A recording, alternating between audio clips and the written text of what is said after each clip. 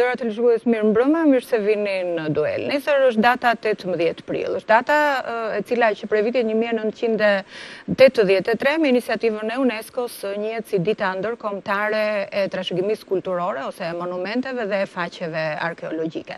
Natyrisht që kjo iniciativë botërore për ta shënuar këtë ditë në mënyrë të veçantë lidhet me nevojën gjithashtu botërore apo globale për sensibilizim në këtë drejtim. Një nevojë kjo e cila nuk është ndryshe dhe nëse i referohemi arealit shqiptar. Për këtë arsye, për të diskutuar për çështjen qoftë në nivel global, ashtu edhe në nivel kombëtar, të ftuarit e mi në studio janë sot profesor doktor Neritan Ceka, mirëmbrëma, mirë se erdhët në studion tonë.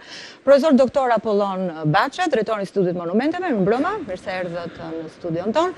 Profesor doktor Skënder Muçaj, dhe e tjera këtu i pranishëm, mirëmbrëma, mirë se erdhët në studion tonë, si dhe zoti Sadi Petrela, drejtori i organizatës për mbrojtjen dhe zhvillimin e Gjirokastrës, mirëmbrëma, mirë se erdhët në studion tonë. Sot kemi në fakt dhe një mik tjetër të veçantë këtu në studio, zotin Richard Hoxhis, drejtor shkencëtor të Fondacionit Butrinti. Gjithashtu mirëmbrëma, mirë se erdhët në studion tonë. Sipas traditës të emisionit përballë nesh ka zënë vend ndërkohë dhe publiku, si dhe sekretaria do të palët pritjet fillimit të këtij diskutimi, si dhe në pritjet përgjigjeve tuaja për anketën tonë tradicionale, e cila këtë herë bëhet prezente grafikisht në këtë moment në ekran. Po pa humbur kohë, le të qëndrojmë tek objekti ynë për sqaruar fillimisht sfondin e kësaj iniciative, pra për të shënuar në rang ndërkombëtar ditën ndërkombëtare të monumenteve dhe arsyet përse ndodh kjo. Ndjeki material.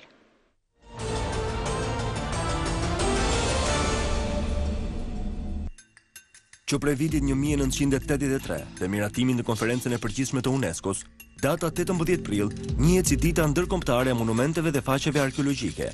Kjo ditë shihet si një mundësi e shtuar për trashëgiminë kulturore shqiptare, tashmë pjesë e trashëgimisë kulturore europiane dhe botërore, si në rastin e Gjirokastrës, Butrintit, Isopolifonisë dhe qytetit Muze të Beratit. Edhe në vendin tonë, kjo ditë shihet si promovim dhe sensibilizim për trashëgimin. Edhe institucionet shqiptare janë bashkuar shënjimit të ditës me dyert të hapura të muzeve apo parqeve arkeologjike.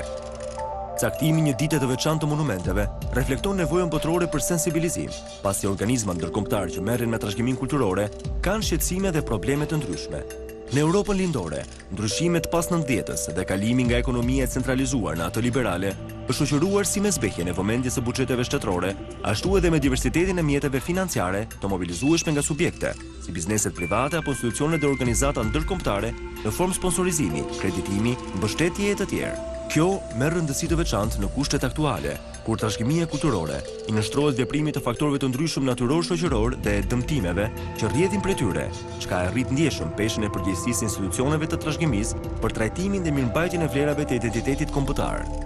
Ndër problemet më të mprehta të monumenteve shqiptare të kulturës është trajtimi i monumenteve të kulturës me karakter privat, si për shembull banesat popullore, të cilat mbushin qytete muzeale si Gjirokastra, Berati, Shkodra, Korça, Elbasani e të tjerë.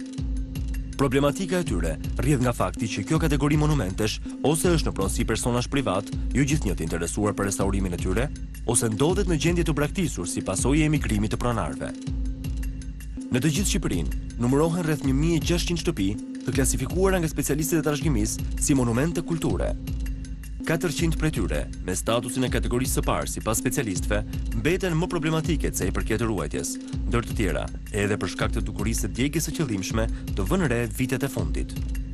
Vëmendje të veçantë kërkon edhe trajtimi komplekseve urbane historike, reformimi i sistemit të trashëgimisë, mirëmbajtja e vazhdueshme e monumenteve, si faktor shumë i rëndësishëm për heqjen e emergjencave në qendrat tona historike dhe bashkëpunimi efektiv i Institutit të Monumenteve me drejtorinë rajonale për një funksionim dhe shfrytëzim me sa më shumë një koqërllëk të buxheteve shtetërore dhe jo shtetërore, me synim integrimin maksimal të monumenteve tona kulturore në jetën e përditshme dhe edukimin e traditës, si edhe rritjen e peshës së tyre dhe kontributit të tyre në shtimin e turizmit kulturor.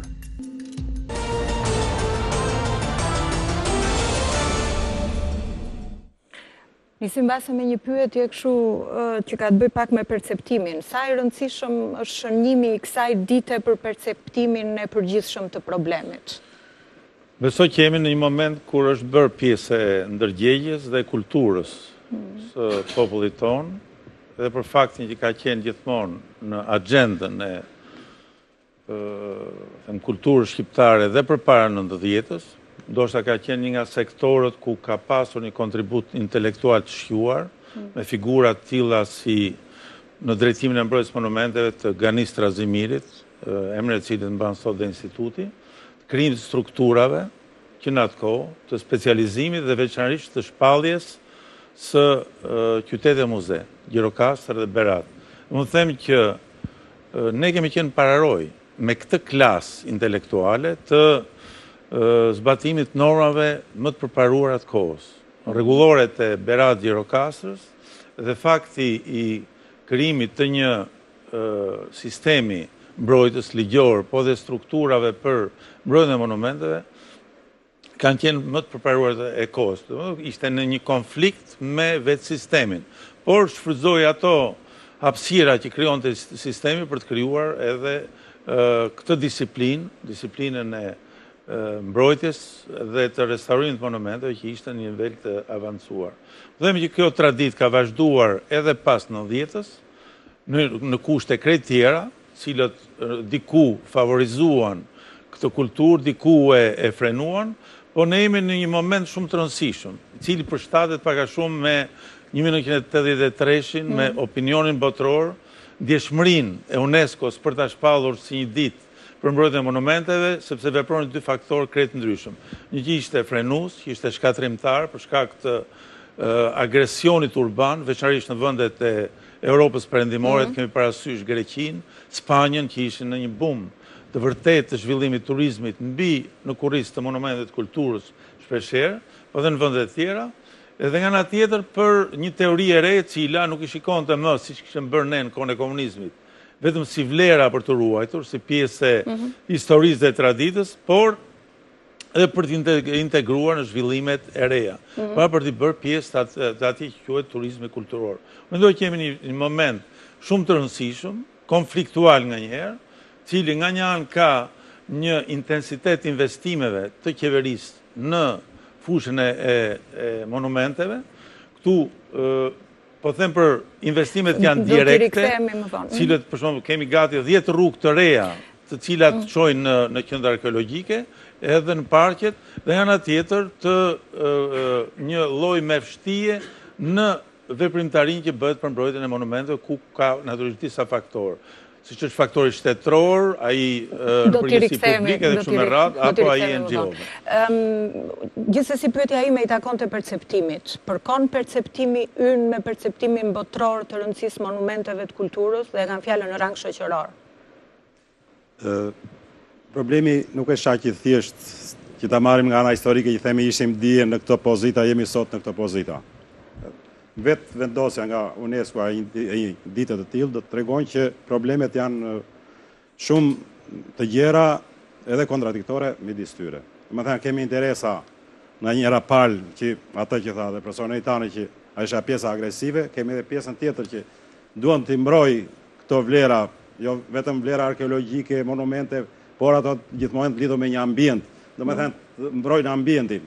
Domethënë luftohet midis asaj që ta betonizojmë të rjetën dhe asaj që ta mbajmë të pastër ambientin.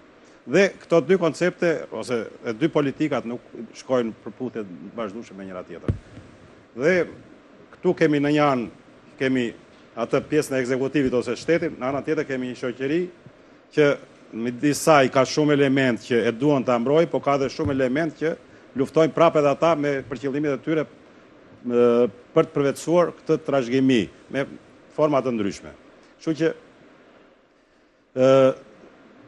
nëse sot bëhet shumë nëpërmjet televizionit, medias të gjitha, nuk në shoqërinë tonë nuk është arritur niveli i duhur. Shoqëria jonë është në shumë drejtime ka humbur. Shikojmë sot një brez i ri që nuk ka asnjë lloj interesi për këto vlera. Domethënë, edhe kjo varet me edukimin. Domethënë, nuk është bërë pjesë e edukimit për shkolla. Qofse përpara fillonte edukimi që në moshat më të vogla deri sipër, sot kjo ka dalë dhe duke dalë nga edukimi edhe perceptimi i shoqërisë për këtë është i mangët.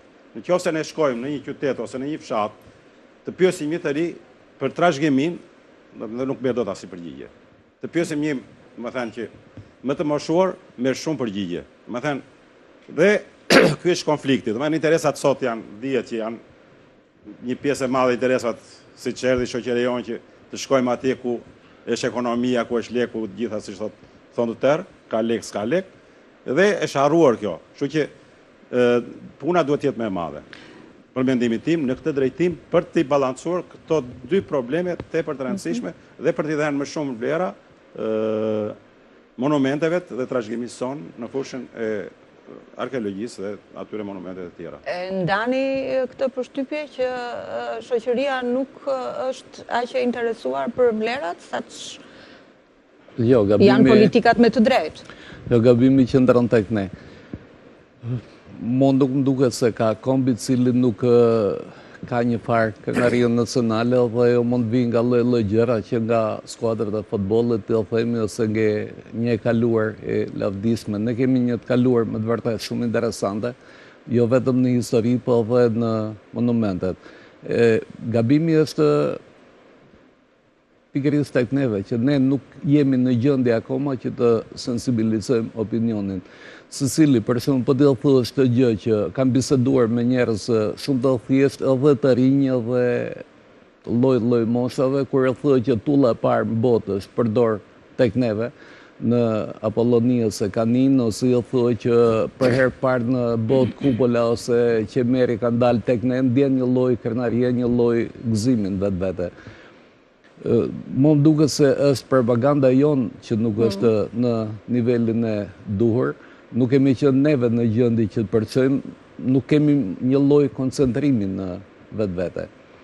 Unë do thoja edhe një gjë tjetër, më duket te kjo inserti që u bë në fillim, aty ka një lloj gabimi, në kuptimin që në kohën e kaluar, në kohën e komunizmit, ideja se atëherë shpenzoi për monumentet dhe sot nuk shpenzohet.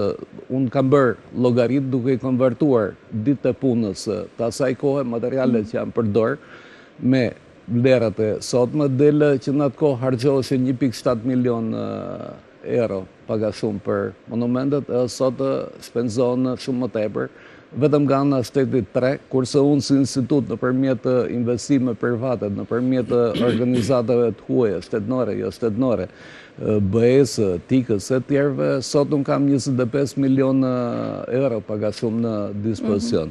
Ajo që tek neve nuk vete, edhe që Meritani e di shumë mirë se gjatë tërë kohës jemi përgatit për këtë gjë, se jemi munduar, është struktura që ekziston, që kemi. Kjo strukturë është katëruar do thotë diku nga vitet 98, me ato reformat e parapa që u bën, është hyrë tamam me konflikti interesit në këtë mes, do thotë duke parë këto monumente si tokë e askujt.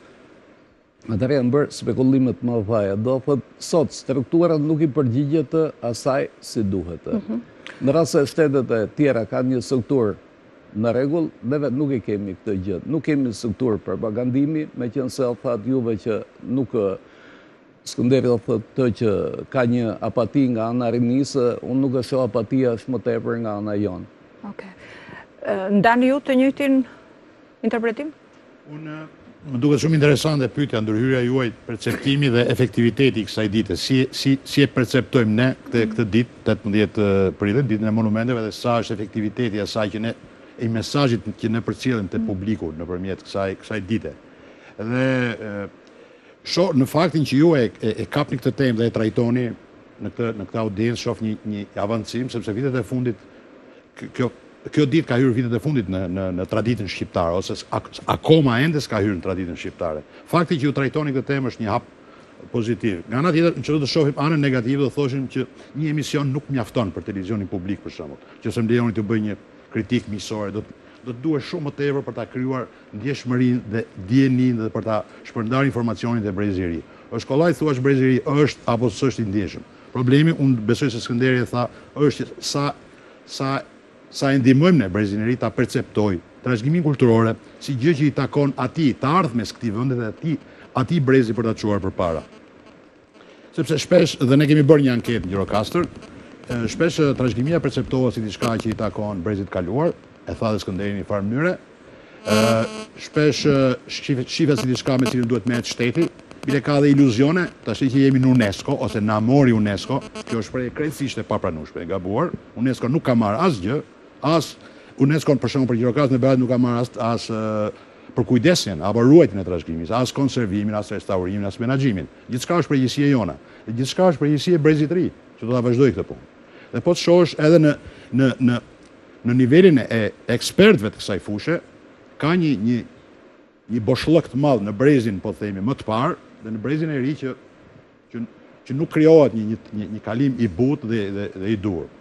Dhe elementi i dytë që shoh pozitiv këtu në këtë emision, lejoni ta them, është fakti që ju ftoni një OIQ të cilën përfaqësoj unë, është një gjë shumë e rëndësishme, sepse OIQ-t mund të luajnë një rol shumë të rëndësishëm në menaxhimin e trashëgimisë kulturore, rol që deri më sot nuk është perceptuar sa duhet, dhe mbi këtë bazë ka munguar dhe ajo që mund ta shpëtojë trashëgiminë kulturore në këtë vend, që është partneriteti publik-privat. Dhe OIQ-t mund luajnë një rol vërtet shumë të rëndësishëm. Që të kthehemi tek anketa që përmenda pak përpara që kemi bërë në metrit e Gjirokastrës, për çudinë tonë vum re që perceptimi ynë se rinia shkollore nuk i njeh monumentet ishte doli i gabuar. Pra rinia i njihte më shumë se ç'mendonim ne. Ajo që rinia nuk kuptonte mirë ishte fakti që nuk shohin të ardhmen e tyre në menaxhimin e trashëgimisë kulturore. Shumica e tyre do dëshirojnë profesionale e keni fjalën. Pikpamja profesionale, nuk gjen një të ardhme pra që të punojnë në këtë fushë, për restaurim, për studim etj. Pra, ky element mungon akoma më tepër. Të rit janë krenar, që jetojnë atë qytet, kanë atë trashëgimi që tashmë janë ndërgjegjshëm që i përket gjithë botës, është shumë e veçantë, shumë e rëndësishme për historinë etj., por nuk e shohin veten shpirtërisht dhe në kuptimin e interesave, në kuptimin e perspektivës të lidhur me këtë trashëgimi. Ne trinti kemi këtu, kështu që në emër të tyre nuk po flasim, mua më duhet vetëm flas pak në emër të televizionit publik, meqense jam këtu. Natyrisht televizioni publik brenda politikave të veta editoriale edukative e ka një prej piksynimeve dhe e bën. Nuk e di sa të informuar jeni ju për programacionin. Çështja është që në rang shoqëror, mediat nuk e ndjejnë fort për detyrë, sepse të tilla janë modelet tona të tregut të medias, dhe nëse ka një problem, më tepër shihet problemi në atraktivitetin që ofron si teatr përplasjesh, sesa në impaktin edukativ që duhet ketë dhe për breza. Megjithatë, unë do doja të rria pak tek të rinjt, nuk e di për të marrë një konsiderat nga ata vetë. Cili është perceptimi juaj e para dhe e dyta perceptimi juaj për rëndësinë e monumenteve dhe e dyta sa atraksion paraqesin ata për ju, qoftë për t'i vizituar, qoftë për t'i parë, për t'i njohur. Dëshira mund të jetë shumë e madhe, por nuk japim atë rëndësinë e duhur monumenteve kulturore. Domethënë, shumë shpesh herë i neglizhojmë rastet për të kaluar kohën e lirë, për të shtuar horizontit tonë, domethënë rreth një monumenteve kulturore të qytetit, të vetë vendit ku jetojmë. Nuk i njihni. I njohim, por vetëm nga ana shkollore, ato që mësojmë nga shkolla, nga libri dhe vetëm aq. Po ta bëj pyetje ndryshe, ajo që ju ofrohet në shkollë, ju ofrohet në mënyrë të tillë që t'ju nxjisë dhe kuriozitetin për t'i eksploruar vetë më tej? Janë edhe ekskursionet që bëjmë shpesh herë. Janë edhe këto që ato janë shumë të pakta. Krahasime dhe janë shumë të rralla. Mbase ndonjë tjetër nga të rinj që janë këtu, nuk e di. Mirë, atëherë do doja t'i drejtohesha zotit Hoxhis, i cili sipas informacioneve të mia ka kohë që është prezent në Shqipëri. Nuk e di cila është përshtypja juaj për interesin e shoqërisë për monumentet, se ka fjalën për strukturat. Po interesin e shoqërisë. What about the relevant structures, about the society in general? I think the society in general is somewhat perplexed because the younger members of society don't feel that they are stakeholders in the future of Albania's cultural heritage. Unë besoj se shoqëria në përgjithësi është disi konfuze, sepse të rinjt këtu nuk e ndjejnë veten që janë aksioner, janë, le të themi, pronar të trashëgimisë kulturore të këtij vendi. Let me explain. Lini ta shpjegoj. 40 years ago tomorrow, the World Heritage Center was created. 40 vjet më parë, si nesër, Qendra e Trashëgimisë Botërore u krijua. So the World Heritage sites the 868 come from that initiative 40 years ago tomorrow. 868 sitet e listave të trashëgimisë botërore të UNESCO-s vinë si pasojë e kësaj iniciative të marrë 40 vjet të shkuara. That date was chosen specifically because it was the 100th anniversary of the creation of the American National Park System. Kjo datë u përzgjodh qëllimisht sepse ishte data e 100 vjetorit të sistemit amerikan të parqeve, të organizimit të parqeve. And they chose that date symbolically so that they would put together a future for world heritage on the one hand, with a future for educating the world's public and using those places as tourist spots as the American national parks have been created. Kjo datë u zgjodh qëllimisht në kujtim të këtij përvjetori, sepse u mendua që do të rriste interesin e vizitorëve dhe të turizmit për sitet e trashëgimisë kulturore dhe për këto sitet që do të listoheshin si pasuri botërore e UNESCO-s. So when we came as the Butrint Foundation, an NGO, a private organization, to work with the state, actually at the invitation of Professor Secker in 1993, we were actually charged by many people in the state of doing tourist archaeology. Kur ne si fillimisht erdhëm në Shqipëri me ftesën e profesor Neritan Cekës, ne si organizatë jo qeveritare, Butrint Foundation, Fundacioni Butrinti, shpeshherë u menduam që do të bënim një arkeologji të tipit të huaj. So our goal was to do good modern research and train, and not the kind of history I suspect you learnt at school, and to make a park through private enterprise at Butrint, which we managed to do. Qëllimi ynë ishte që të organizonim në një anë kërkimin shkencor, gërmimet shkencore, publikimet, edukimin e brezit të ri, mbase jo në mënyrën se si u shpjegua këtu nga parafolsja, dhe njëkohësisht të organizonim menaxhimin e një siti, e një parku në modele, në standarde ndërkombëtare. Last year, 2011, 30,000 Albanians went to Butrint, so you can hardly say Albanians are not interested in cultural heritage. 30,000, which is a substantial number when you think where it is. Vitin e kaluar 30.000 shqiptar vizituan Butrintin. Ky është një numër i konsiderueshëm që nuk mund të thuash që këtu nuk ka interes për vizituar sitet tona të trashëgimisë kulturore. 30,000 foreigners, they created probably around 400,000 euros at Butrint alone. Ndërsa 30.000 të tjerë të huaj si turist krijuan ndoshta 400.000 euro në të gjithën në total të ardhura nga biletat e vizitorëve. When you think of all the other income, you think of the work that's created. We have followed, through a public-private partnership, the aims of the agreement 40 years ago. I'm going to answer your question.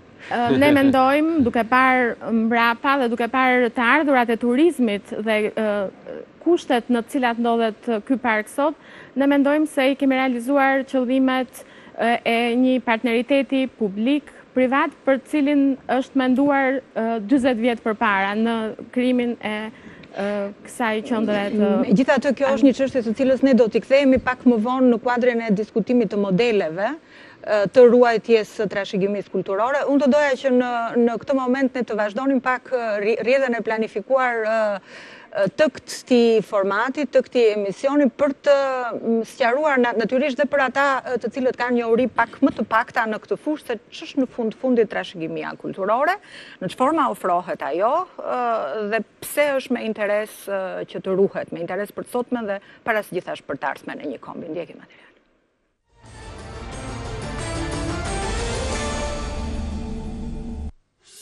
Monumentet e kulturës mbartin vlera kombëtare dhe ndërkombëtare, pasi jo vetëm japin dëshmi autentike kultura zhvendase, por dhe faktojnë bashkëveprimin e këtyre të fundit në hapësira më të gjera kulturore. Kështu për shembull, Tumat Ilire, fortifikimet e qyteteve antikomisjetare të Lezhës dhe Beratit, baret monumentale të Selcës, kisha e Mesopotamit dhe Pojanit, qytetet muze të Beratit dhe Gjirokastrës, xhamia e Tembeut dhe teqja elvetive e Beratit. Pikturat murale të Onufrit dhe David Selenicasit bëjnë pjesë si në fondin e çmuar të kulturës shqiptare, ashtu edhe të asaj europiane. Trashëgimia kulturore materiale është pasuri e brezave dhe vijimësi materiale e çdo kombi me vlera të paimagjinueshme. Ajo përfshin vlera arkeologjike dhe urbanistike, arkitekturore, historike dhe inxhinerike, fetare, etnografike dhe artistike, dhe ndahet në të luajtshme dhe të paluajtshme. Në trashëgimin kulturore materiale të luajtshme, përfshihen objektet e trashëgimisë kulturore, të cilat kanë lidhje me historinë e vendeve përkatëse, si ikonat, monedat, poçeria, kostumet, instrumentat, veprat artistike dhe çdo gjetje arkeologjike që nisur nga vlerat historike ruhet, restaurohet dhe ekspozohet. Në trashëgimin kulturore materiale të paluajtshme përfshihen ndërtimet si kështjellat, qytetet antike, parqet arkeologjike, rënojat antike, objektet e kultit si kishat, katedralet, manastiret, teqet dhe vendet e shenjta, qendrat e banuara ose të pabanuara me vlerë arkeologjike, historike, etnologjike, arkitektonike dhe inxhinerike në gjendje të paprishur ose të rënuar me vjetërsi mbi 100 vjeçare, si edhe ansamblet urbane, arkitektonike, historike dhe konstruksionet ndërtimore me vlera të veçanta në gjendje të paprishur ose të rënuar me vjetërsi mbi 100 vjeçare. Në veprat e trashëgimisë kulturore materiale të luajtshme hyjnë ikonat, ikonostaset, pikturat, afresket, statujat, fotografit, pikturat murale, kurët e varreve, bishkrimet, objektet prej balte, prej druri, prej metali, si edhe materiali lëvizshëm arkeologjik i përftuar nga gërmimet dhe gjurmimet arkeologjike, gjetjet rastësore, koleksionet ose fondeve të tjera, krijimet artistike të gjitha llojeve dhe gjinive, dokumentet arkivore, dorëshkrimet dhe botimet me vlera historike, koleksionet filatelike dhe numizmatike me vjetërsi mbi 25 vjet, pajisjet artizanale të punës, mjeshtrisë dhe jetesës me vjetërsi mbi 50 vjeçare dhe objektet e fabrikuara mbi 75 vjeçare, teknologjia e prodhimit të produkteve të traditës, armët e ftohta dhe të zjarrit, të prodhimit artizanal ose të fabrikuara para luftës së dytë botërore, objektet personale të figurave historike dhe objektet etnografike me vlera historike, si djepet, veshjet, orendit, kostumet, instrumentat popullore, shtrojat e të tjerë. Trashëgimia kulturore nënujore përmbledh gjurmët e historisë së njerëzimit me karakter historiko-kulturor të ndodhura nën ujë. Nisur nga nevoja urgjente për mbrojtjen e kësaj trashëgimie, UNESCO përpunoi në vitin 2001 Konventën për mbrojtjen e trashëgimisë kulturore nënujore të ratifikuar nga Shqipëria në vitin 2008.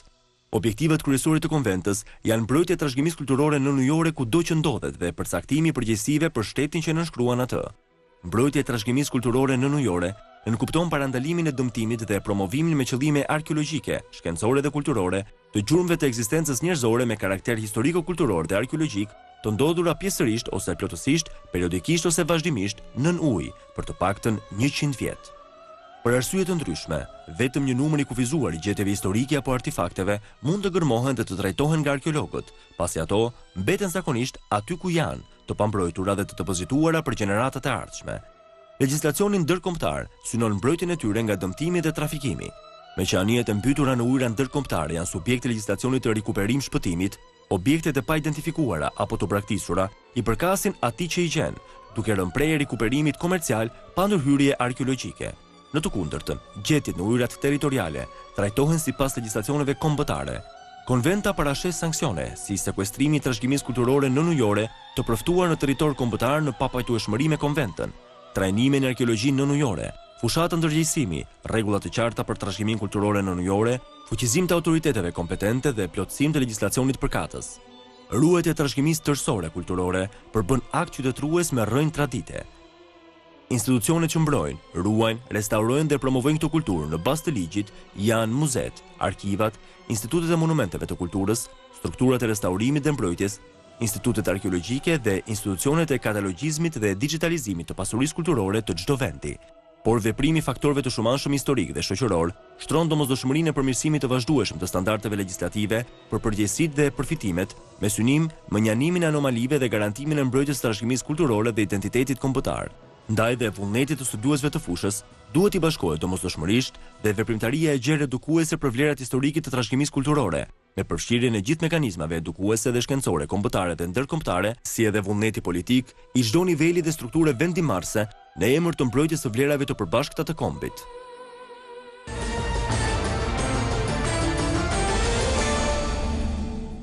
Nëse i referohemi arealit shqiptar, ku janë momentalisht pikat ku po ndërhyet më fort ose më intensivisht dhe pse? Natyrisht që inserti flet për të dy aspektet e trashëgimisë, të klasifikuara sipas ligjit në të luajshme dhe të paluajshme. Vendin kryesor dhe më problematike ka trashëgimia e paluajshme që është në vend, duke përfshirë monumentet në të gjithë periudhat, nga ato prehistorike deri pothuajse në ditët e sotme, dhe çka brenda tyre, për shembull që kryesisht afresket edhe zbukurimet arkitektonike që janë përdorur në këto monumente kështu me radhë. Kurse me trashëgimi të luajshme, materiale është ajo që pastaj gjendet dhe vendoset nëpër muze. Klasifikimi është krejt relativ, por ajo që është më të dy janë të rrezikuara, për thënë, me që bëhet pyetja. Gjeografia e shpërndarjes është natyrisht e përqendruar aty ku ka qenë përqendruar qytetërimi, kryesisht në fushën bregdetare, ose në kodrinat më njëherë pas fushës bregdetare, ku janë dhe qytetet më të mëdha që kanë krijuar këtë kulturë, edhe monumente më të rëndësishme, por nuk duhen në vlerësuar nganjëherë dhe fshatra që duhen relativisht humbura. Për shembull zona e Grabovës, që ka kisha Voskopoja, që është në fund të botës, po prap ka thesarin më të madh të kishave edhe të afreskeve që kemi në Shqipëri. Kështu që gjeografia nuk është shumë e shpërndarë në mënyrë të barabartë, qoftë si kohë, qoftë si hapësirë. Dhe natyrisht më rrezikuara është ajo që është në terren, ajo që rrezikohet qoftë nga faktorët atmosferik që janë veprojnë gjatë gjithë kohëve, është kur nuk ka kujdes prej tyre dhe këto më të rrezikuarat janë kishat në fakt, cilat janë luvre të vërtet në përmbajtjen e tyre, shef si ndërtesa krejt zakonshme nga jashtë, se duhet të dinë që në kohën e Turqisë nuk lejoheshin ndërtimi i kishave impozante. Këtë privilegj e kishin vetëm xhamit. Shumë rrallë janë ndërtuar kisha me të vërtet me vlera arkitektonike nga jashtë, dukeshin si banesa, qoftë ato të Beratit, të Shpatit, qoftë ato të zonave tjera, sidomos ato të Myzeqes. Kurse gjithë pasuria, gjithë vëmendja, gjithë arti përqendrohesh tek afreskat. Janë nga afreskat më të bukura, jo vetëm Ballkanit, po besoj që konkurrojnë me afreskat e Europës së rilindjes, në përmbajtjen edhe në realizimin e tyre. Janë krejt të rrezikuara, për të thënë vërtetën. Ndërsa pasuria e luajshme, e cila është përqendruar në brenda muzeve, ka dy probleme. Një që nga viti 1990 deri sot është pasuruar vetëm nga gërmimet arkeologjike. Privatët, sado që janë patriotë, sado që lyen Kuqezi kur shkojnë stadium, kur luan Shqipëri-Greqi dhe tundin flamur, sa herë që gjejnë objekte arkeologjike shesin Greqi. Dhe kjo është një turp, apo jo? Dhe ka të bëjë natyrisht me krenarinë kombëtare, por ka të bëjë edhe me forcën e ligjit. Ashtu si e gjithë pjesën e madhe pasurisë si ka qenë në muzet bashkia, komunal, nuk ka pas qendër që s'ka pas muze, pjesën e madhe midis viteve 90 dhe sot është zhdukur. Pra ne kemi humbur disa 10.000 objekte, nga ato që kanë qenë të inventarizuar në për muzet, por dhe ato që janë gjetur në këtë periudhë dhe janë bërë pjesë e trafikut. Si paraqitet konkretisht në Gjirokastër situata, me qënë se u pozua problemi në përgjithësi? Gjirokastra nofta është një nga rastet më të vështira për faktin që numri i monumenteve është shumë i madh, është rreth 1000, ndarë në kategori e parë dhe kategori e dytë. Fakti tjetër është që një pjesë e shtëpive vërtet janë shumë të mëdha dhe kanë një kosto shumë të lartë mirëmbajtje dhe nuk është e vështirë të pretendosh që thjesht familjet me të ardhurat e tyre, mundësitë e tyre t'i mirëmbajnë. Por ajo që po përpiqemi gjithë bashku, le të themi, të bëjmë në Gjirokastër është të sjellim fuqishëm konceptin e rihetëzimit. Do rrim te koncepti i rihetëzimit pak më vonë. E kisha fjalën për problemin që shtroi profesori, për raportimin përfitues, të themi, të qytetarëve, të shoqërisë ndaj objekteve të trashëgimisë kulturore. Sa e dëmtuar, le të themi, është Gjirokastra në këtë aspekt? Elementi i dytë që e komplikon më tej rastin e Gjirokastrës është fakti që Gjirokastra, ndryshe nga Berati, po themi, që edhe Berati është një qendër tjetër që ka mjaft monumente, është një të dy qytete historike, qytete UNESCO, qytete muze, etj. Fakti tjetër është që në Gjirokastrë ka pas një lëvizje të madhe popullsie në krahasim me Beratin. Pra, njerëzit e lidhur me atë pronësi kanë lëvizur me shtëpitë e vjetra me trashëgimi kulturor dhe kanë ardhur banorë të rinj nga fshatrat që nuk kanë një lidhje shpirtërore apo dhe pronësore apo dhe ligjore të drejtë për drejtë. Është dhe më afër kufirit dhe rrjedhja është më e kollajshme, ka qenë. Kështu që një nga problemet e tjera të mëdha atje është dhe që për faktin që trashëgimia ose pronësia në vitet e komunizmit ngriu, për në momentin kur u shpronësua një pjesë e madhe e shtëpive të mëdha, janë rreth 50 kategori shtëpi të kategorisë parë janë vërtet madhështore dhe voluminoze dhe shumë të kushtueshme për të mirëmbajtur. Pra, nëse patën 5 pronarë në momentin që u shtetëzuan, sot janë 50 pronarë. Dhe këta 50 pronarë janë të shpërndarë në të gjithë Shqipërinë, por edhe në gjithë botën po deshe. Ne kemi pas një projekt me një familje të nderuar, me një familje shumë të njohur atje, familjen Babameto, dhe u përpoqëm të kemi një kontratë me ta. Dhe na u desh të mbledhnim, imagjino 70 firma. Dhe 2 nga këto firma janë marrë në Amerikë. Pra shumë e vështirë ti mbledhësh pronarët bashkë në mënyrë që të arrish të bësh një kontratë, ta rrjedzosh, më fal që po dal prapë te koncepti, pra po që të bësh një investim të qëndrueshëm në këto shtëpi për të mirëmbajtur. Po sa i takon trashëgimisë së luajtshme, materiale të luajtshme? Për trashëgiminë e luajtshme do të qëndroja ke një element i dytë që ka favor Gjirokastra, është polifonia ose isopolifonia, e cila është po ashtu pjesë shpirtërore, e luajtshme, materiale e luajtshme. Një pjesë objekte e tha profesor Ceka kanë humbur, nuk dihet ku kanë përfunduar. Dhe një nga gjërat që po përpiqemi të bëjmë tash është një pjesë të këtyre objekteve ta sillim në një muze që do të inaugurohet këtë vit në Gjirokastër, mas edhe për këtë do të flasim më vonë, nuk e di, po problemi është që nuk ka një inventarizim të saktë, domethënë ka një konflikt, po themi, të interesit privat, një konflikt jo real, po i çik të sajuar artificialisht midis pronarit privat që ka objektin, që e kupton sikur ka drejta ekskluzive veta, dhe interesit publik që duhet ta ruaj. Është një interes i përbashkët, duhet të jetë këtu një partneritet që të funksionojë, që këto objekte të luajtshme të ruhen, të paktën ato që kanë metnë, që përsëri them që nuk janë të pakta, por nuk ka një inventarizim të saktë, kam përshtypjen, nga askush për këto objekte. Natyrisht ka një qendër që merret në nivel kombëtar, por të dhënat në këtë që regjistron këto lloj pasurisë të luajtshme, por këto duhen regjistruar dhe të dhënat duhen updateuar vazhdimisht. Do të drejtohesha shkurt zotit Hoxhis duke ju referuar Butrintit konkretisht. Në momentin e parë që erdhët ju dhe u ballafaquat me situatën këtu, ç'lloj dëmtimi ose i cilës shkallë ishte dëmtimi që vutre në momentin e parë kur erdhët si pasojë e këtyre viteve të para tranzicionit ku situata ishte e pamonitorueshme?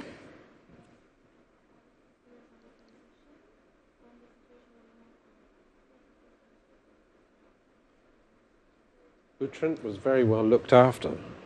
Butrinti, duhet të them, ishte në gjendje shumë të mirë. Tregonte që kujdesi i madh ishte treguar për të. The biggest damage was from not maintaining the vegetation.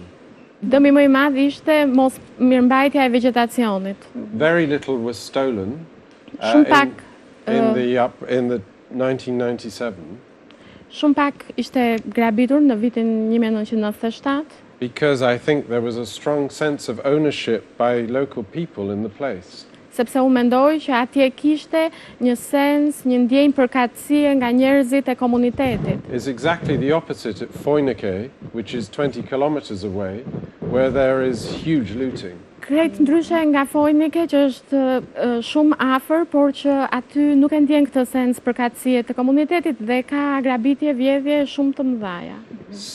So, in a sense, the moral of the story is you need to create ownership, as Sadi is saying.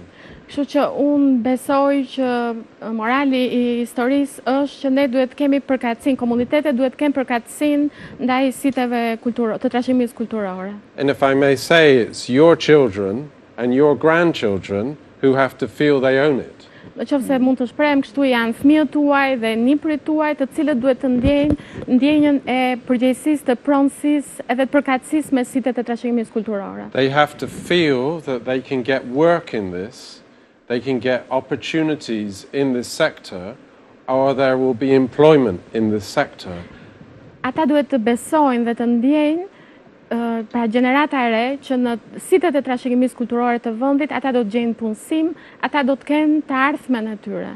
And then they will respect what the cultural heritage means for them, for your children, your grandchildren. Dhe kështu ata do të duan dhe respektojnë trashëgiminë kulturor, se do të kuptojnë në terma konkrete çdo të thotë ajo për veten e tyre dhe për fëmijët e tyre. And the British have found, as the Dutch and the Irish and the Danes have found a way of doing that. Dhe britanikët, ashtu si holandezët apo shumë të huaj të tjerë e kanë gjetur mënyrën se si ta bëjnë brezin e ri të interesuar në trashëgiminë kulturore. Which we introduced at Butrint. Është ky modeli që ne kemi bërë të prezent në Butrint. Ne do na duhet këtu ta ndërpresim diskutimin ton për një hapësirë të shkurtër publicitare. Ndjekim publicitetin dhe rikthehemi në studio për të vazhduar.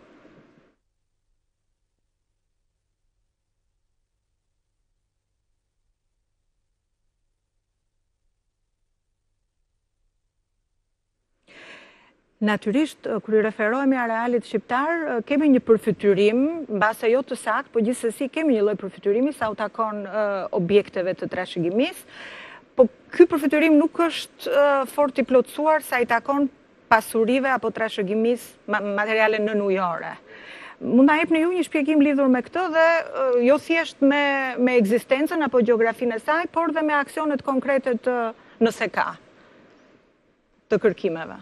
Kërkimet në nënujore në Shqipëri janë një fushë e re, sapo ka filluar vitet e fundit, në sajet bashkëpunimet me të huajt, së mos me Amerikanët dhe Italianët, dhe më shumë ka qenë iniciativa të ndërmarrë nga profesor Neritani, Euroontarja dhe nga Instituti i Arkeologjisë, por kjo fushë nuk është bërë akoma fushë për gjitha institucionet e trashëgimisë në Shqipëri.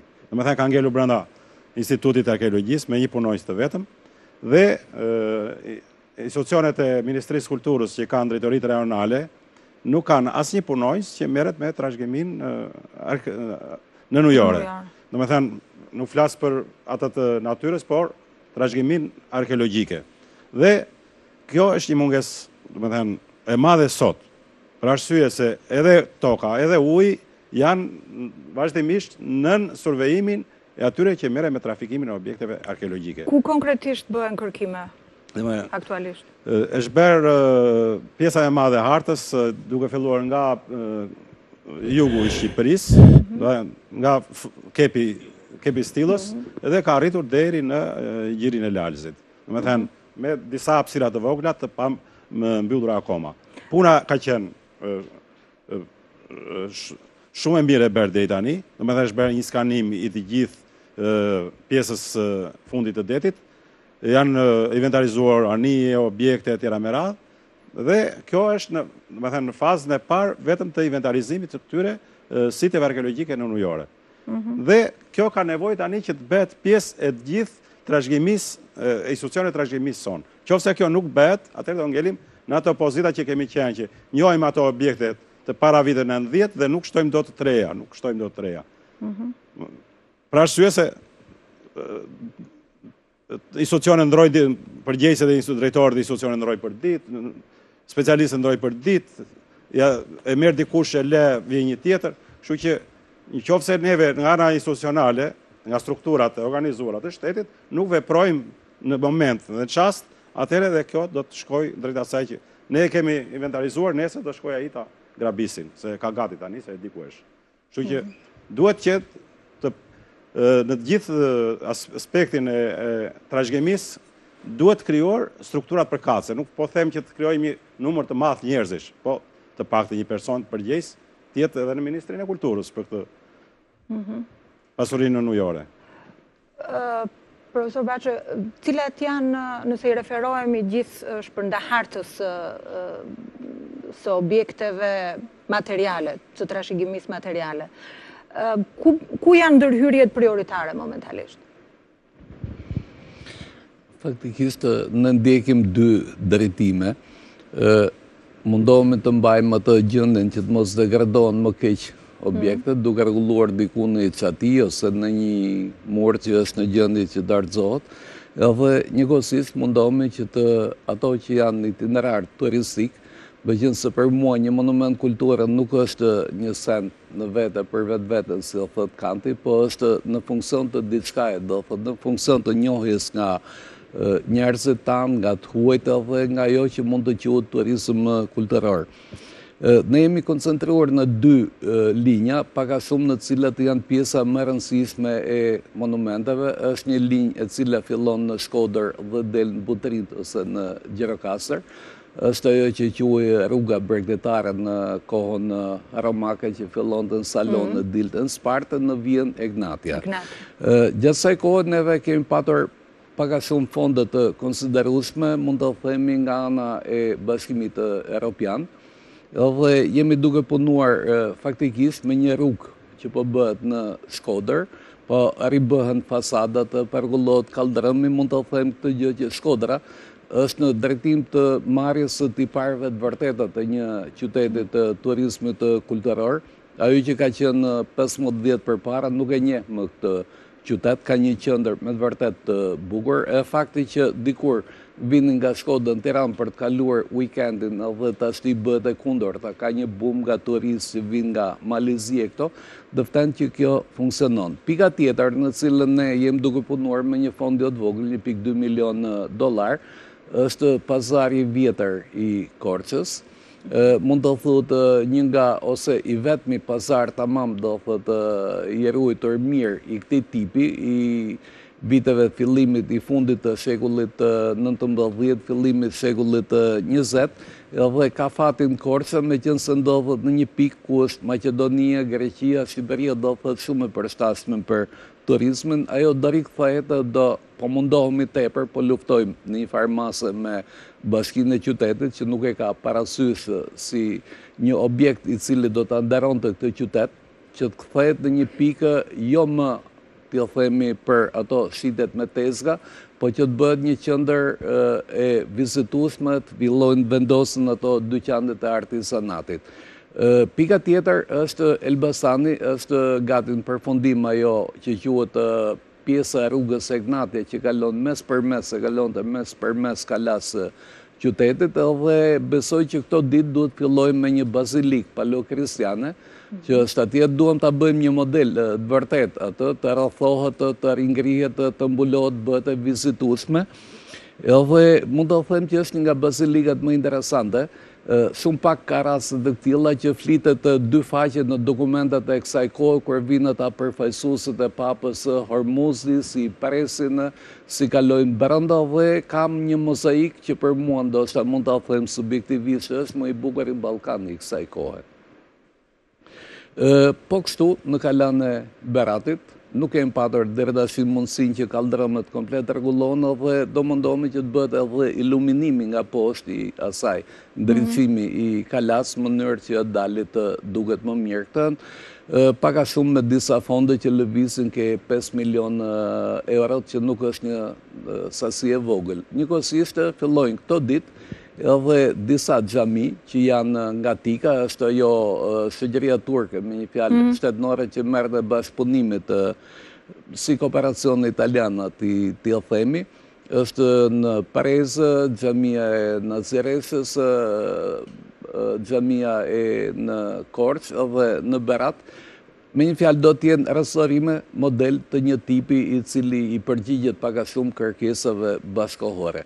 Ana tjetër, përsa i përket mirëmbajtjes së këtyre monumenteve, të cilët janë në gjendje pak a shumë degraduar, ne po manipulojmë jo vetëm me fondet e ministrisë, po edhe me ato të pushtetit lokal.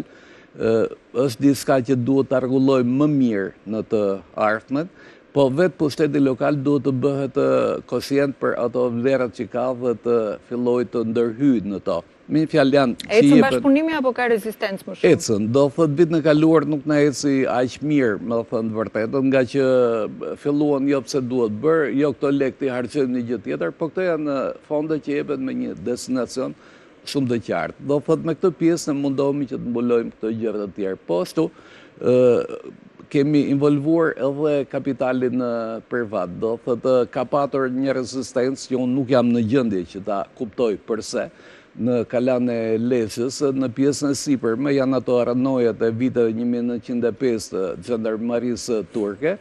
Ato do ringrihen, do të ruhen në një gjendje 2 katet, jo themi, ose 1 katë gjysmë, do bëhet një muze arkeologjik, do bëhet një pjesë etnografike, do bëhet një bark i vogël, do rregullohen muret të gjitha dhe ka një fond jo të pakët, do thotë një 1 milion e ca euro që do ndërhyet. Po rezistenca tek neve është me të vërtetë e habitshme, nganjëherë kur tenton të bësh diçka pozitive, atëherë menjëherë të kundërvijnë tjerët. Kur tenton që të bësh në një gjë negative, si mund të jetë rasti lëkurësit, atëherë nuk është ndjerë asnjëri. Për fat keq ka njëherë këto probleme që neve mundohemi se fundet kala e Lesës, se e Kryes, nuk më takojnë as mua, as në Ritanet, as Parti Socialiste, Demokratike, po i takoj një populli, do të ketë një konsciencë në këtë mes, mos politizohet problemi në maksimum në këto drejtime, po shikohet, është e dobishme për vendin tonë. Nuk kanë të bëjmë partit në këtë mes. Do thotë edhe kjo është rruga e tretë. Jo them që instituti jonë deri tashti një fond të tillë 25 milion nuk e ka patur kurrë në jetën e tij. Mund të them këtë gjë që shumë më tepër sa ka qenë nga vitet 98 deri në 2004. Dhe momentalisht ndodhemi në vitin e 100 vjetorit të pavarësisë, është një vit i veçantë që natyrisht stimulon dhe një vëmendje të llojit të veçantë për historinë në përgjithësi dhe natyrisht dhe për trashëgimin kulturore në veçanti. Në këtë kuadër janë dhe një pjesë e projekteve që u përmendën dhe disa të tjera që nuk u përmendën në këtë diskutim. Ndjekim material.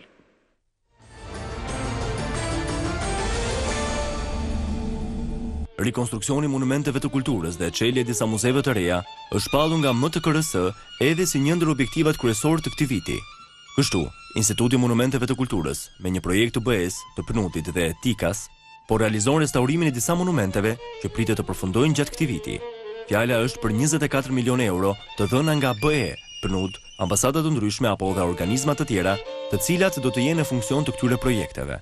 Kështu, BE ka akorduar 5 milionë euro, një pjesë të cilave do të shkojnë për rrugën veneciane në Shkodër, që pritet të përfundojë për 2 muaj. Më pas, do të vijojnë projektet në rrugën Egnatia dhe në Bazilikën e Elbasanit, e cila do të bëhet e vizitueshme. Me fondet e siguruara nga PNUT, një nga kullat e kalas së Elbasanit do të kthehet në muze arkeologjik, duke i dhënë qytetit një atraktivitet deri tani të munguar, ndërsa mendohet të vijohet me të tjera projekte për rrugën Egnatia, ku hyn rindërtimi i kullave të kalas, të cilat shihen si simboli rrugës. Një projekt tjetër është ai për pazarin e Korçës, i cili pritet të përfundojë nga mesi i vitit.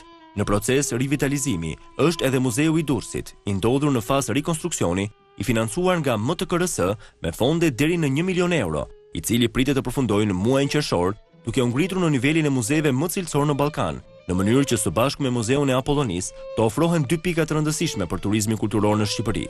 Ndërkohë, financimet nga agjencia turke, TIKA, me vlerë 8 deri në 9 milion dollar, do të mundsojnë restaurimin e disa xhamive në Elbasan, Prezë e të tjerë. Megjithatë, edhe pse financimet e huaja ndihmojnë në shumë projekte të rëndësishme restauruese, sipas specialistëve, problem mbetet ende mirëmbajtja monumenteve dhe mungesa e strukturave me këtë detyrë dhe destinacion. Ndërkohë, ka nisur puna edhe për hartimin e një katalogu digjital për monumentet arkeologjike të Shqipërisë, me një vëllim prej rreth 6.000 faqesh dhe synim jo vetëm inventarizimin e monumenteve, por zhvillimin e turizmit kulturor në Shqipëri, pasi vizitorët do ta kenë më të lehtë për të orientuar në ndërmarrjet e tyre lidhur me mundësitë e turizmit kulturor në vende historike me monumentet arkeologjike në të gjithë territorin shqiptar. Nëpërmjet një faqeje online, të gjithë të interesuarit për historinë apo zonat ku ndodhen monumentet arkeologjike mund të informohen për to në një kohë fare të shkurtër me vetëm disa klikime. Me këtë synim, përmes katalogjizimit digjital, puna për të cilin ka nisur pranë Institutit të Monumenteve të Kulturës, pritet që deri në qershor të këtij viti të jenë hedhur në web rreth 70 deri në 80% e materialeve. Katalogu, me rreth 6.000 faqe informacion rreth 1.200 monumenteve kulture të kategorisë së parë, përmban dhe rreth 12.000 fotografi, ndër të cilat edhe fotografi të vjetra të monumenteve. Pjesë e faqes që do të inventarizojë monumentet e kulturës në internet, do të jenë edhe hartat e pikave arkeologjike, përshkrimi historik e monumenteve e të tjerë. Hartat arkeologjike do të bëjnë të mundur pasqyrimin e të gjitha objekteve arkeologjike që gjenden në terren si vendbanimet, kalat, shpellat, tumat, barezat e sheshta, varret e veçuar, me të gjitha elementet e veçantë të objekteve arkeologjike të specifikuara me të gjitha detajet, në formën e një katalogu tepër interaktiv në shërbim të njohjes së historisë së monumenteve dhe pozicionit të tyre gjeografik. Paqja digjitale do të ofrohet në shqip dhe në anglisht. Fillimisht, rreth 80% e materialeve do të jenë në gjuhën shqipe dhe 20% në gjuhën angleze.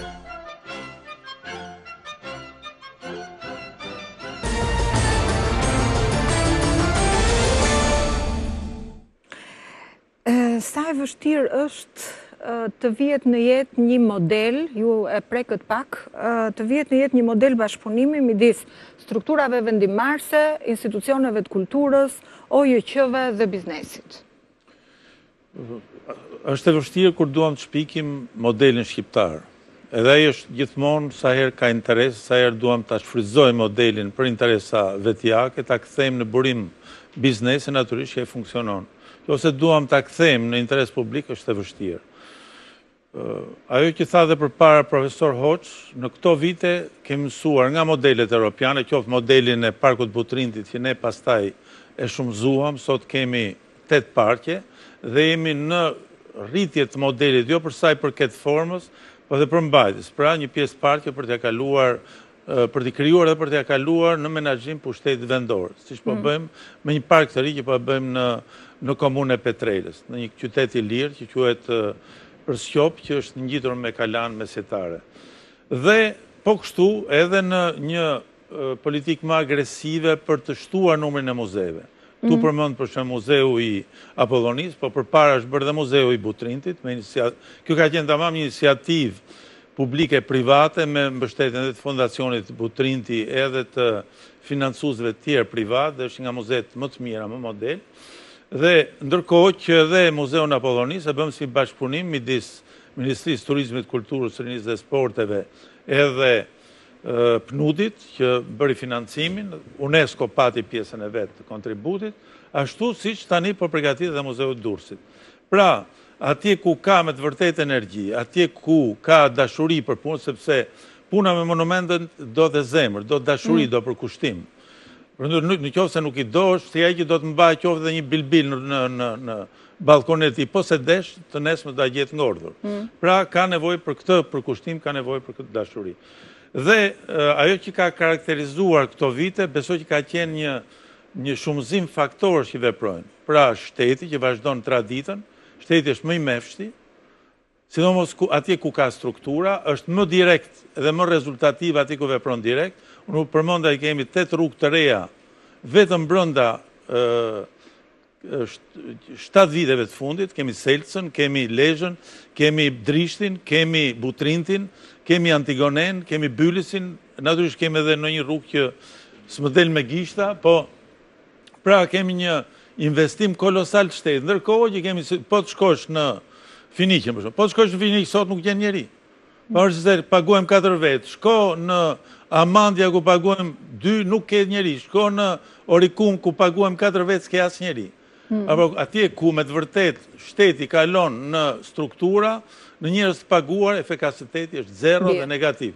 E përmendi profesor Hoxhi që Finiqi, ku kemi investuar disa milion euro për t'i çuar turistët në maj të Kodrës, atje ku kemi zbuluar monumentet me investime disa dhjetëra vjeçare nga Instituti i Arkeologjisë, po dhe nga bashkëpunimi me Universitetin Italiane, në vend që kemi një zhvillim, atje kemi një rënim. Vazhdojnë prishen monumentet, s'ka 2 vjetë që u prish një monument në dritë diellit, pavarësisht se paguajmë njerëzit, dhe asnjë mas nuk u mor nga organet kompetente, ashtu siç kemi ditë për ditë gropa që hapen nga Thesar Kërkusit, gjë që nuk ndodh natyrisht në Butrin.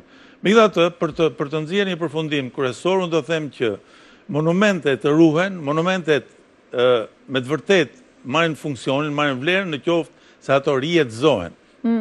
Qoftë se kanë një moshë 2000 vjeçare, qoftë se kanë 500 vjeçare, qoftë se janë 100 vjeçare, siç janë shtëpitë e Gjirokastrit.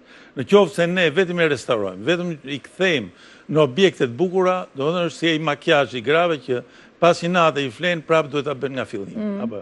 Dhe kështu është dhe problemi që përmendi zoti Petrela, synimi jonë në Gjirokastër është që t'i rijetëzojmë, por duhet të ndryshojmë ligjin, që se ka bërë ministria, pavarësisht se problemi është prit disa, po mbush 2 dekada, problemi dhe nuk është zgjidhur, ashtu si nuk ka një agresivitet të, po themi, të zbatimit të politikës shtetërore dhe atje ku ne ftojmë operatorët privat, siç përmendi zoti Baçe, ka disa projekte ku privat janë gatshëm të investojnë, projektet janë miratuar nga Këshilli Kombëtar i Restaurimeve dhe akoma Ministria nuk është në gjendje të bëjë një kontratë që jo vetëm të lejojë investimin e menjëhershëm, por dhe të ftojë investitorë tjerë të jenë të gatshëm për të investuar në rjetëzimin e monumentet kulturës. Çdo thotë nuk është në gjendje, thjesht nuk e bën apo ka faktorë që e pengojnë? Absolutisht, unë mendoj se nuk mund të vazhdoj atje ku nuk prodhohet.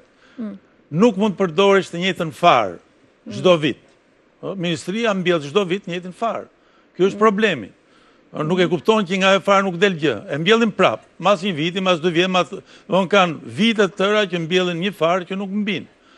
Edhe diferenca është, shiko Institutin e Arkeologjisë, apo është efikas. Çdo vit ka gërmime, çdo vit ka botime, çdo vit jep monumente në përdorim, aty ku është monument një institucion i specializuar, ku ka rregulla strikte. Nuk mund të bëhesh në Institutin e Monumenteve, as në Institutin e Arkeologjisë drejtor pa qenë profesor. Apo jo, nuk mund të bëhesh një punonjës drejtues pa specialist. Kurse, do të thënë, Ministria ka lejuar që në një pjesë të mirë të aktivitetet me monumente, atje ku ne duhet kemi operator, atje operohet. Është njësoj si ju të shkoni të bëni apendicitin dhe të keni atje një njeri që ka marruar për kuti për psikologji. Do e besoni ju që t'ju hapi, do të thënë, barkun dhe t'ju bëj apendicit, t'ju bëj operacion? Këtu ndodhë çdo gjë nga çdo kush. Kjo është në qoftë se ne nuk kuptojmë sot, pas 1983, kur UNESCO shpalli ditën e monumenteve, që ky është një vendim historik, që monumentet janë unike, ashtu si që janë dhe njerëzit, nuk mund të operohen nga kushdo.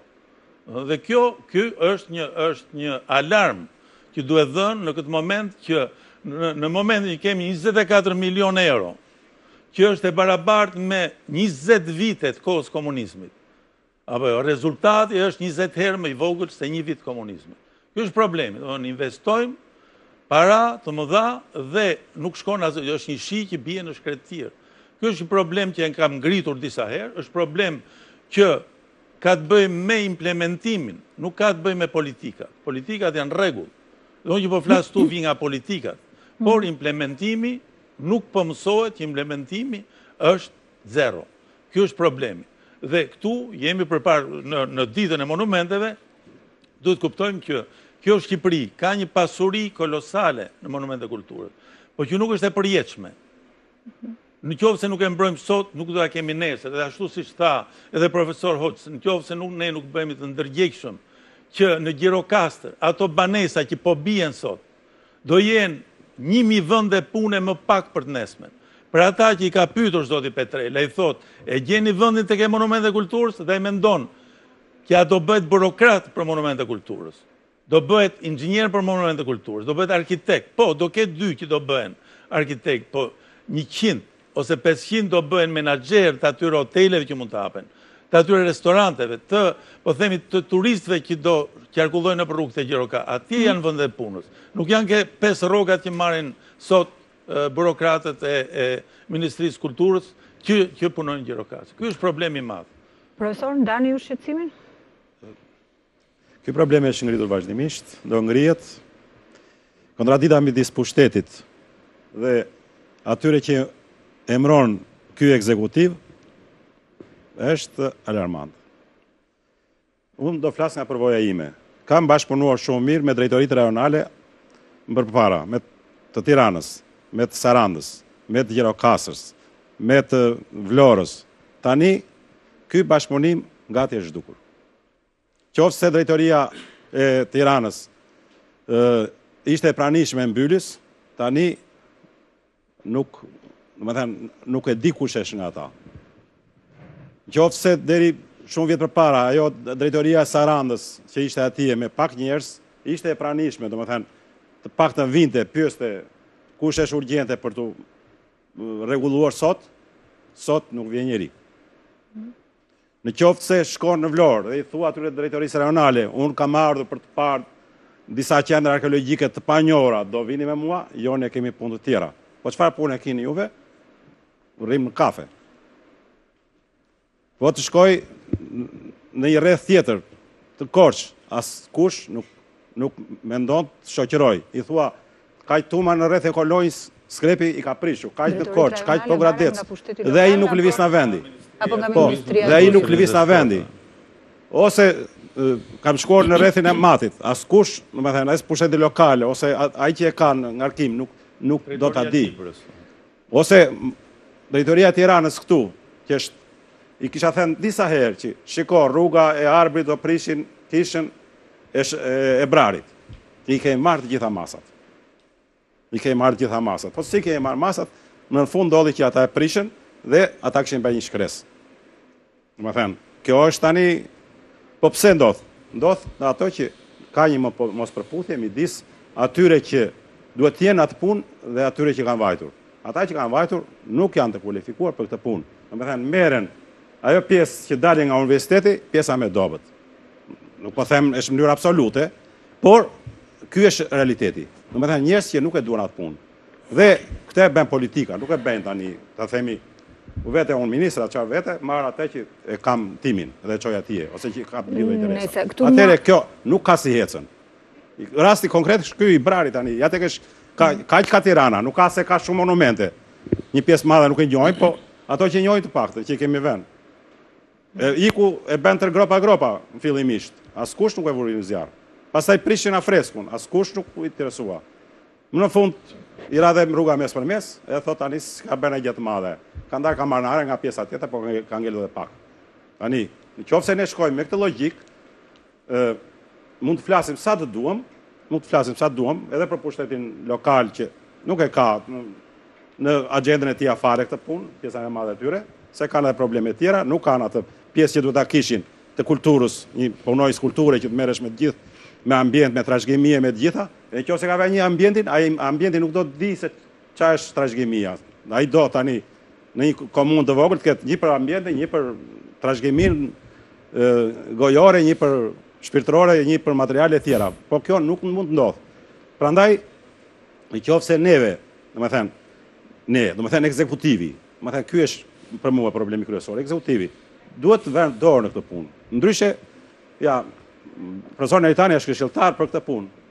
Kur ai nuk ka arritur dot të zbatojë ato politika që ka bërë qeveria, atëherë ne të tjerë çfarë mund të bëjmë? Dhe strukturat e tepërta, domethënë në një 4 veta, njëri është drejtor, njëri është financier dhe një shofer, atëherë kush do punoj? Parqet tana janë kthyer kështu.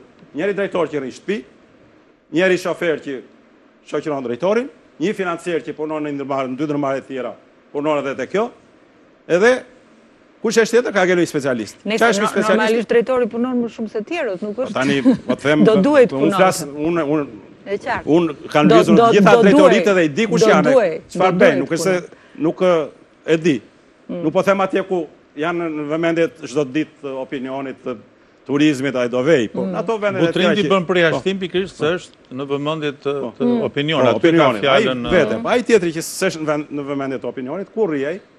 Dhe shkojnë drejt asaj që tërta specialistët duhet të jenë në ora 8 në punë edhe dikën orën 4. Janë kthyer në zyrtar që vinë vërdall në kafenet e zonës tyre. Në qoftë se kjo nuk rregullohet, kjo mund të rregullohet me njerëz që kanë pasion. Zgjedhim atë pjesë që është më përgatitur nga universiteti, ta marrim, ta çojmë atje. Jo tani të marrim neve. Unë di që studentët e mi më të dobët ka vajtur në këto fusha tani. Çfarë tu them unë atyre? Ai vjen takoj se ka turp në radh par. Nuk ka turp takoj thot. Do më thot profesori mua që po ti që ka bërë punoj si trashëgimis dhe që këtu fillon ajo. Ndeku i madh që është krijuar midis strukturave të shumta, se jemi afërsisht 350 veta tani që me trashëgimin arkeologjike, do vetëm monumente dhe ato të luajshme pa luajshme, por rezultati nuk është ashtu siç duhet. Dhe kjo është ka ngelur një grupim që është aktiv, po pjesa tjetër, edhe ata ditë për ditë ulet koka atyre që janë më të mirë, se ai tjetri që s'është në vendin e punës ushtron presion mbi atë. Ne do na duhet ta rindërpresim dhe një herë diskutimin për një hapësirë publicitare për të vazhduar më njëherë pastaj.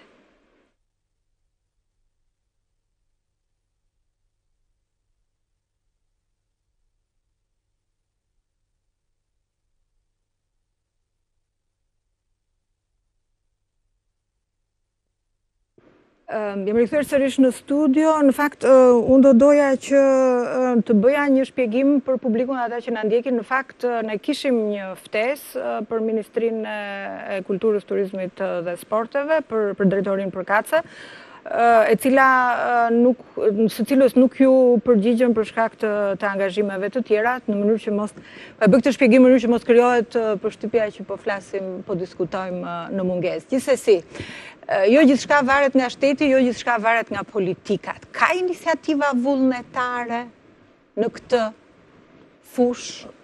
Absolutisht, ja ku është një... Pasionante? Jo, ka për shumë një verbrimtarit të NGO-ve. Jo thjesht OIQ-t janë një iniciativë... Privatet, unë po ju them një private shumë interesante është e një bujku, një fermeri në Baldushk, këtu afër Tiranës, i cili gjeti disa reliefe romake me mbishkrime në tokën e tij duke punuar. Dhe me njëherë, ditën tjetër, i erdhën disa grek, që kërkuan t'ja blinin për 10.000 euro. Në vend dhe këtë do ta kishim bërë besoj 90% fermerëve të tjerë.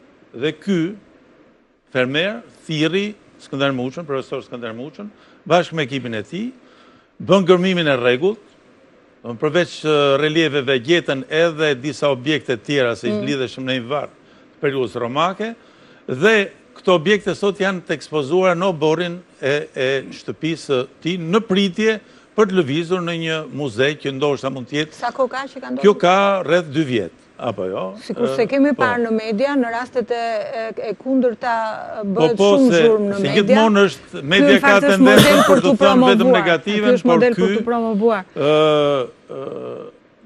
Besnik Bali quhet, është dhe këshilltari i komunës së Baldushkut.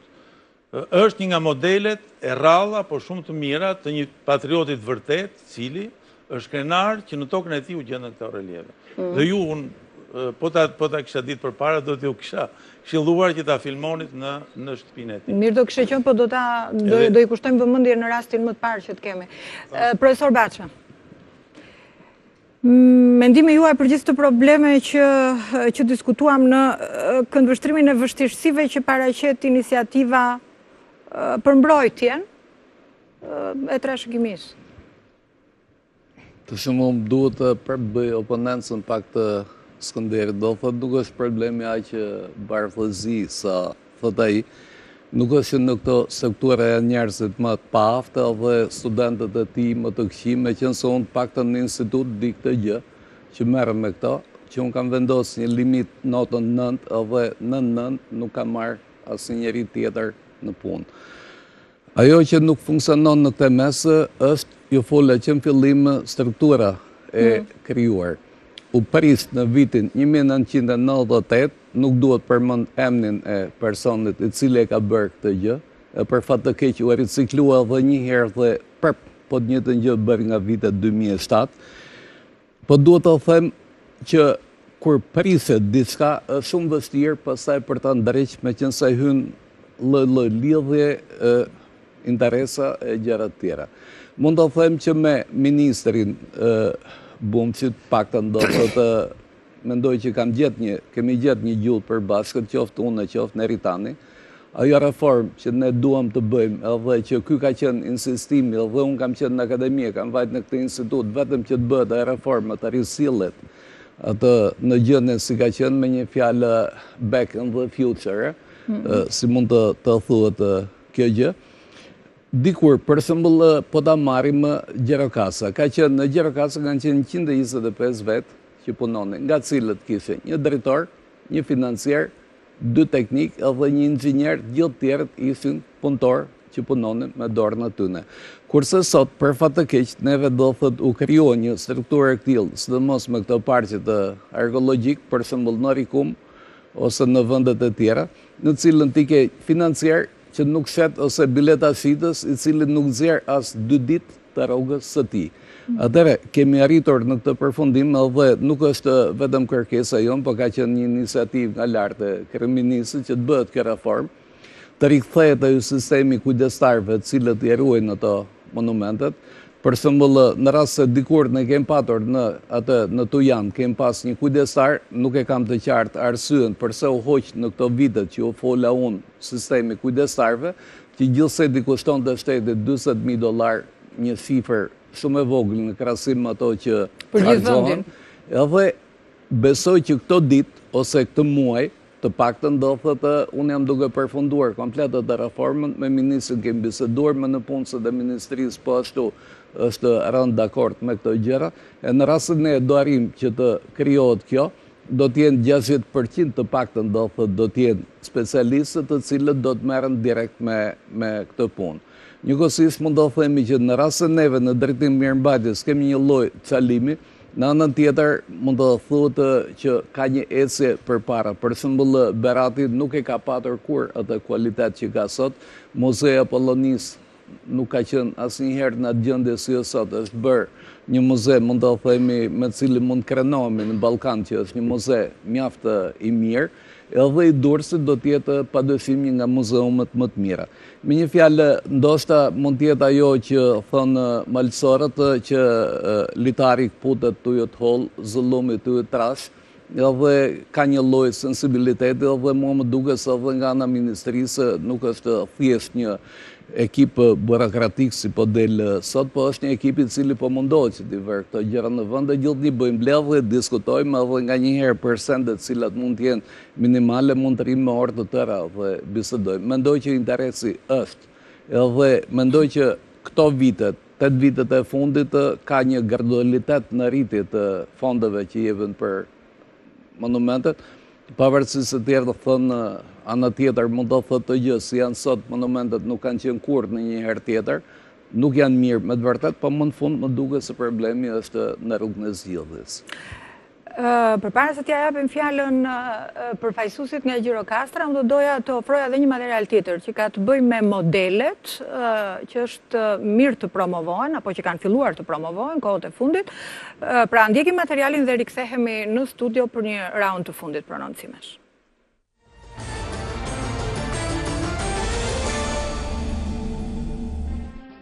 Vetëm pak ditë më parë, një fondacion i huaj organizoi një aktivitet me pranim mediatike në shtëpinë e sapo restauruar të Baba Medvo në pazarin e Gjirokastrës, monument kulture i kategorisë së dytë.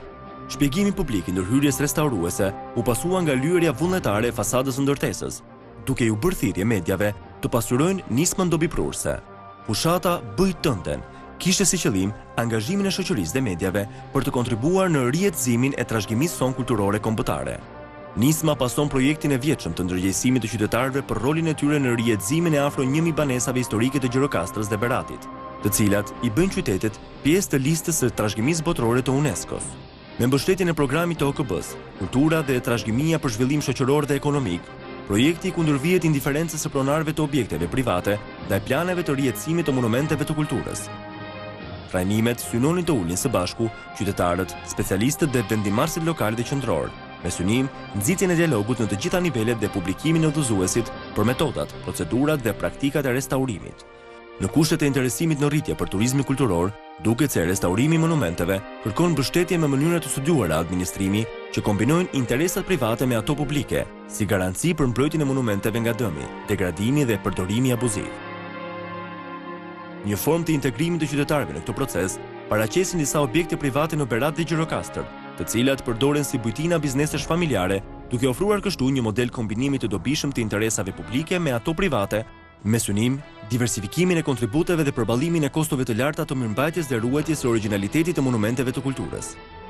Natyrisht, aplikimi i modeleve të tilla duhet të mbajë parasysh domosdoshmërisht hierarkinë e vlerave të monumenteve të kulturës në diskutim, të garantojë paprekshmërinë e thelbet të tyre historik dhe të saktësoj paraprakisht masën dhe formën e lejuar të tjetërsimit të tyre për interesa ekonomike si edhe mënyrën dhe masën e kombinimit të interesit ekonomik me ato të ruajtjes dhe administrimit të trashëgimisë kombëtare.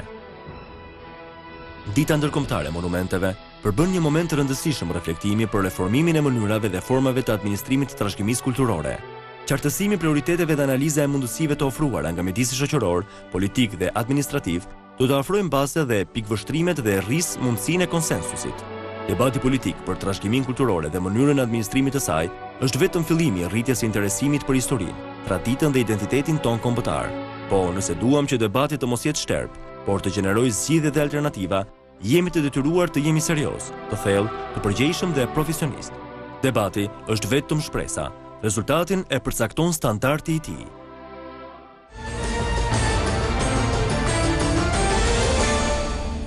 Atëherë, në përputhje me dëshirën për dhënë standard, një konsiderat fundit për çështjen fillimisht nga ju, meqense vini nga Gjirokastra dhe në një farë mënyrë jeni më afër kësaj gjetje. Faleminderit. Më lejo të them që inserti ishte shumë i balancuar dhe e rrok thelbin e problemit.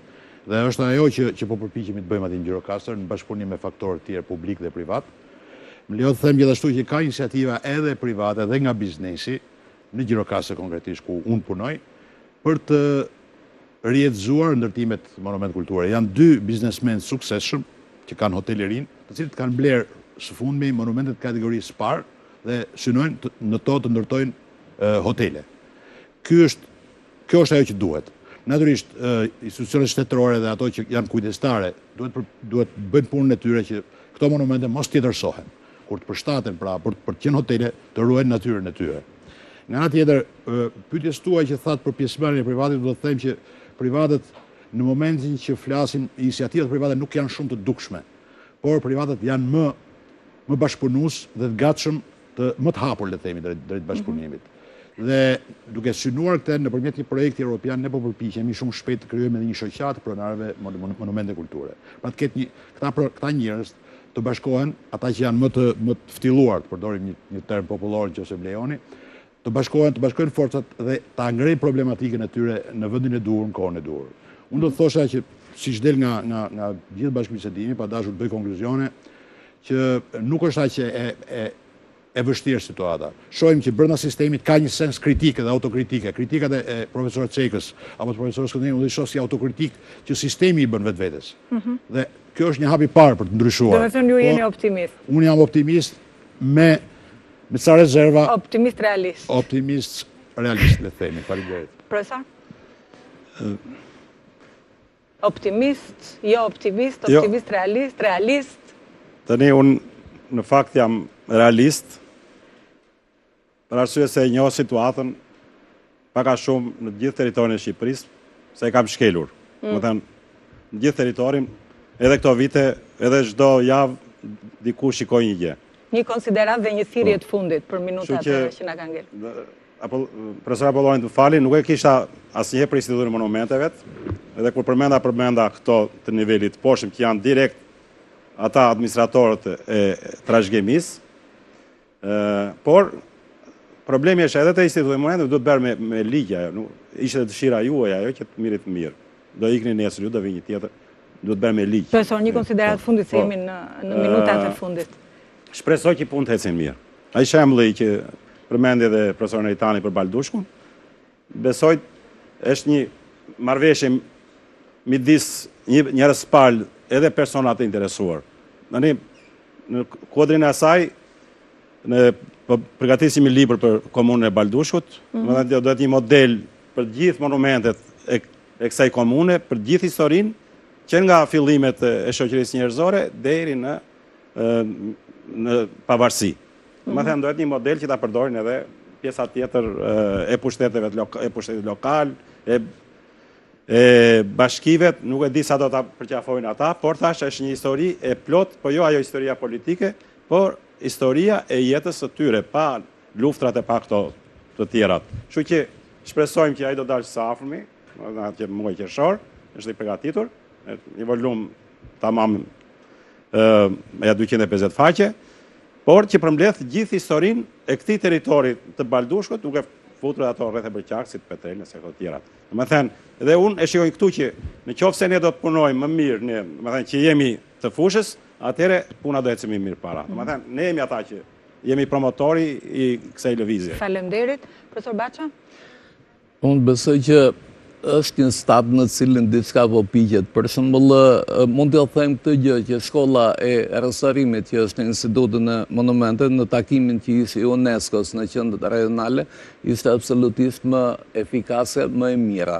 Edhe kjo shkollë ka mundësi që të kthehet tamam në një qendër rajonale për gjithë Ballkanin, të vinë të mësojnë tek neve pikërisht atë restaurimin. Pse o them këtë gjë? Ka 2 vjetë që është bërë një kurs i plot, edhe ka çdo vit është bërë një kurs 4 mujor, e tash mendohet që të kalohet në një fazë tjetër më të avancuar. Po gjatë kësaj kohe, ata persona që kanë marrë pjesë, punonjësit e institutit qoftë edhe ata të degëve që kemi poshtë, kanë arritur një stadë shumë më të mirë, edhe unë bajmën veten time kur kam filluar punën në këtë institut, unë nuk isha profesor italian ose angles të mësonin në atë punën time, kurse sot ata i njohin. E po shikoni ato matjet ose ato projektet që bëhen nga ana e institutit ose është botuar edhe një libër nga UNESCO për këtë gjë, janë me standarde të plotësisht moderne. Me një fjalë, një ingredient, ja themi ekipi i përgatitur për këtë gjë është kemi një dek të koordinimit projekte e cila ka bërë një punë shumë të mirë, t'jo themi 25 milion euro nuk janë 5 lek që gjëndën poshtë e përpjet, po është një punë këmbgulse, ne mund qëllojmë 20 IPA dhe 3 ose 4 për ty në ti kemi. Kjo strukturë, po që se bët, unë mendoj që do t'japi të rezultatet, do filloj të japi me një herë në përfundim, edhe në lidhje me këtë që unë mora përsipër ato fajet e brezit të ri, cili nuk e nje këtë gjë, e thash këtë që vjen nga propagandimi dobët, mund të them këtë gjë nëpërmjet hapjes së faqes së internetit, e cila padyshim është jo më e mirë në Ballkan, po mund të jetë nga më të mirët në Evropë, edhe këtu do thoja këtë gjë që është në bashkëpunim edhe me fondacionin e trashëgimisë shqiptare. Neve nëpërmjet saj do bëjmë një propagandë, jo vetëm për vendin tonë, po edhe për tërë botën, se po që se do t'jetë në anglisht, e turisti farë bukur mund t'a shoh edhe mund bëj. Me një fjalë, unë nuk shikoj hecje në barapa, shikoj një rritje do thot bashkim të disa faktorëve që brenda një viti ose 2 vjetësh do t'japë rezultate shumë të mira. Mund të them këtë gjë që kanë takuar dikur atë drejtorin e turizmit kulturor të UNESCO-s, e më ka thënë këtë gjë që vendi juaj, po që sa arrin të menaxhojë tamam si duhet monumentet edhe atë hotelerinë e këto të tjerat, jo mund keni deri në 26% të GDP-s mund ta keni nga turizmi kulturor, që është disa miliarda dollar, t'jo themi, edhe që e kthen Ministrinë e Kulturës së Industrinë të Turizmit në industrinë numër 1 të vendit. Me një fjalë, nuk është vetëm aspekti shpirtëror, meqense një turizëm kulturor është edhe miqësi, është edhe kulturë, është një ekspozitë që ne do hapim në Itali, besoj që mund të marrë pjesë në hapjen e tij ose kryeministri ose presidenti. Emri do thotë emërtimi i kësaj ekspozite është Rrënjët Europiane të Shqipërisë. Atëherë nëpërmjet saj t'i bën edhe propagandën, po njëkohësisht këtë ardhmët materiale. Mendoj që ka defekte sa duhet, përse tek ne turizmi i brendshëm është jashtëzakonisht i dobët. Nuk ka një autobus që të niset në ditë nga Tirana të vejë në Durrës ose të vejë në Bylis ose të vejë në Apolloni e të shohin në këto tjerë, dhe kjo mund të jetë një nga pikat në cilët mbështetet. Edhe kjo duhet hecë. Defekte ka sa duhet, po nuk e shikoj me pesimizëm. Profesor? Natyrisht që jam optimist, ndryshe nuk do të vazhdoja të këmbgulja në reformat që po bëhen. Ajo që thash është janë arsyet pse bëjmë reformën. Ne kemi zhvilluar vitet e fundit një politikë krejt liberale në 2 mandatet e qeverisë Berisha në drejtim të monumentet kulturës, që do thotë që kemi hapur frontin për faktorë të tjerë, aktorë të tjerë, siç janë jo vetëm OJQ, është pushteti vendor që është ftuar që vitin e kaluar me një fond veçantë nga Fondi i Zhvillimit të Rajoneve, përpara i për rrugë, po themi për nevoja imediate, ujësjellse e kështu me radhë, që nga viti i kaluar ka filluar të jepet edhe për monumente kulturës, sot janë rreth një 20 projekte që kemi ofruar komunave për të punuar në monumente kulturës të teritorin e tyre, edhe me ftesën kemi bërë Institut Arkeologjisë për të qenë faktor në përpunimin e objekte, për shumë kemi konkretisht në parkun e Cakranit, cilën është punuar para 2 vjetësh dhe rihapet sektori, dhe privatët, kemi disa projekte që janë miratuar nga KKR-ja, siç është Kalaja e Lezhës, që përmendi profesor Baçe, Kalaja e Elbasanit, Kalaja e Prezës, dhe ka një listë të tërë monumentet cilët i ofrojnë sektorit privat për të investuar, jo për të privatizuar, sepse që u tha këtu ka një përpjekje për ta demonizuar gjithmonë politikën liberale të qeverisë drejtim të monumentet kulturës, sikur po shiten monumentet edhe po jepen private gjë që është, domethënë, të ta banalizosh problemin. Kush monitoron në këto raste? Monitorimi këtu është, domethënë kjo është një politikë monitorimi i shkallës tjetërsimit. Liberale në ftesën që bëjnë faktorët, pra, por esenca e reformës që i nervozon kundërshtarët e saj është pikërisht një centralizim i monitorimit. Monitorimi bëhet nga organet shtetërore specializuara, që është këtë rast Instituti i Monumenteve, jo nga Ministria direkt siç ka qenë sot. Kontrollosh nga Ministria, domethënë mos kontrollosh, sepse kjo nuk përputhet me politikën e qeverisë tonë, e cila thotë Ministria bën politika, nuk bën menaxhim, dhe menaxhimin e bën agjencitë që krijon Ministria. Ministria e Kulturës është e vetmja ministri që menaxhon. Gjithë ministritë e tjera kanë agjenci, vetëm Ministria e Kulturës menaxhon muze, apo jo sot, menaxhon institucione tjera artistike, menaxhon edhe monumente kulturës.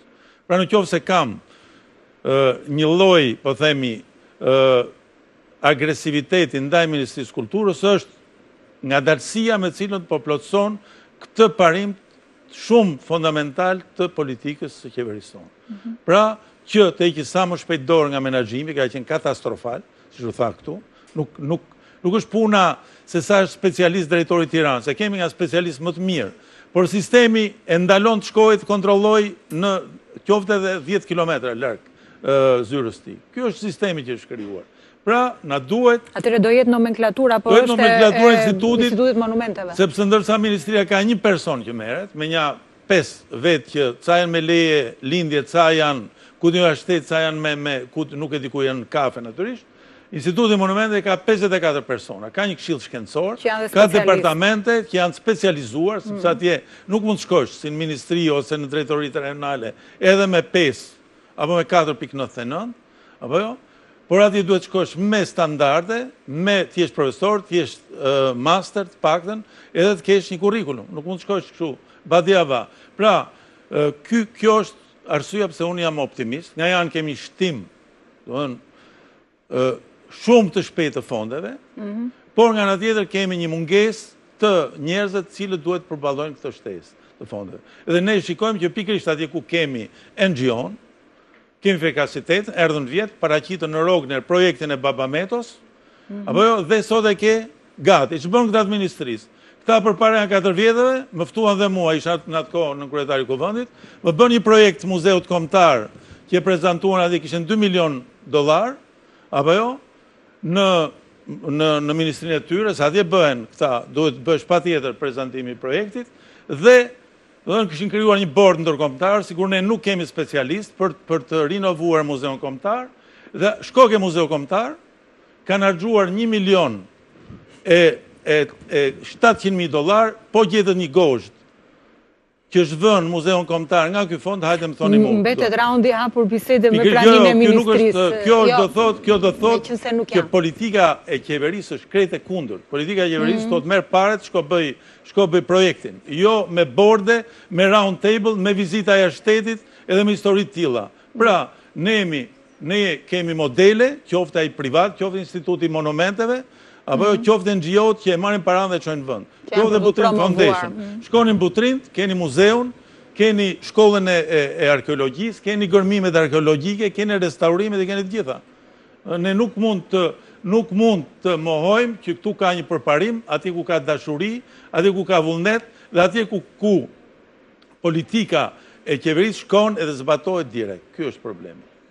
Dhe prandaj jam optimist. Kritika ose autokritika, si që tha këtu, është e domosdoshme për korrigjime. Në kjo se ne do themi jemi shumë më mirë se kemi qenë në 2005, natyrisht jemi shumë më mirë, kjo nuk do thotë që jemi aty ku do të jemi për gjegjësinë që kemi ndaj brezit të ri që e kanë jo vetëm pjesë të kulturës shpirtërore, por e kanë dhe shans punësimi nesër. Sepse tha një gjë në një bisedë që mbajti tek Universiteti Polis, profesor Richard Didier, tha që ka një krizë në gjithë Europën. Ka një krizë, që është me recension, do më thënë, është poshtë zeros. I vetëmi nivel që është mbi zero, është deri në 4% është turizmi, në rritje. Pra, ajo që tha dhe profesor Apolloni, që thotë, në qoftë se ne do shfrytëzojmë të gjitha shanset që kemi për turizm kulturor, mund të shkojmë 25% rritje. Faleminderit. Tani një fjalë të fundit, një konsiderat të fundit nga ana juaj doja unë. Optimist, pesimist dhe nëse optimist, pse? Për situatën. I feel optimistic. Ndjem optimist. Because I think you have some good models. Sepse unë mendoj që këtu ka modele të mira. But I think the media need to ask, where will their children's children be employed in 20 years' time? Where will your children's children, Mirella, be? Por mendoj që njerëzit e medias duhet pyesin veten ku do të jenë fëmijët e fëmijëve tuaj, ku do të punojnë mbas 20 vjetësh. I think this reform is the right form because it builds upon success. Unë mendoj që reforma është reforma e duhur që duhet bërë sepse mbështetet mbi modele suksesi. It builds the platform of collaboration, which is important in Albania. Ndërton bazat dhe themelet e një bashkëpunimi që është shumë i rëndësishëm në Shqipëri. For all the reasons Neritan and Apollon were describing. Për të gjitha arsyet që Apolloni dhe Neritani përmendën. But in this 100th year, po në këtë vit të 100 vjetorit të pavarësisë së Shqipërisë, you, the media, should set some objectives. Njerëzit e medias duhet i vënë ca objektiva vete. So that it isn't a discussion about personalities. Që të mos jetë një debat që ka të bëjë me njerëz, me personalitete. When will tourism be 10% of GDP in Albania, which will be less than half it is in Greece and half of Italy? Kur do të kontribuojë turizmi në Shqipëri në 10% të GDP-së së vendit? The country needs to set that goal. Duhet vënë një objektiv i tillë për vendin.